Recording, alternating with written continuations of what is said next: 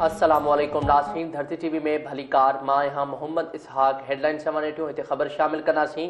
उत्तर सिंध के मुख़्तलिफ़ इलाइक़नि में हवा सां गॾु तेज़ बरसात थी आहे। थधि में पिणु वाधि थी वई आहे।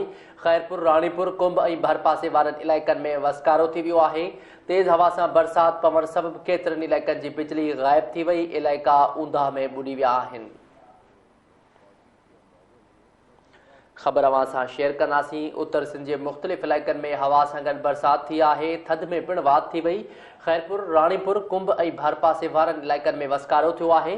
तेज़ हवा सां बरसात पवण सबबि केतिरनि इलाइक़नि जी बिजली ग़ाइब थी वई। इलाइक़ा ऊंदहि में ॿुॾी विया आहिनि।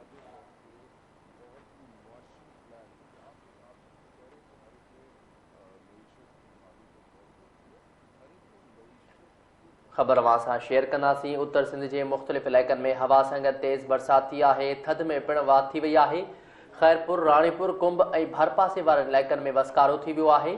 तेज़ हवा सां बरसात पवण सबबि केतिरनि इलाइक़नि जी बिजली ग़ाइब थी वई। इलाइक़ा ऊंदहि में ॿुॾी विया आहिनि।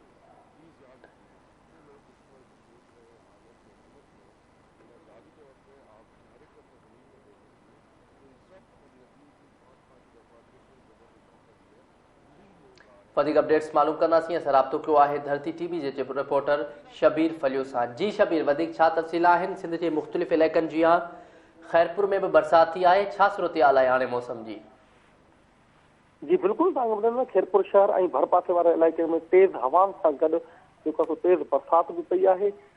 तेज़ हवाउनि ऐं तेज़ बरसात सबबि थधि में वधीक इज़ाफ़ो थी वियो आहे। तेज़ बरसात सबबि शहर जा रोड ऐं रस्ता जेके हेठियां इलाइक़ा आहिनि उहे पाणी हेठि अची विया आहिनि। तेज़ बरसात सबबि तव्हांखे ॿुधाए वञो कणिक ऐं ॿियनि फसलनि खे बि नुक़सान रसण जो इम्कान थी वियो आहे। ऐं तव्हांखे शहर जी सूरत हाल जी त ख़बर आहे।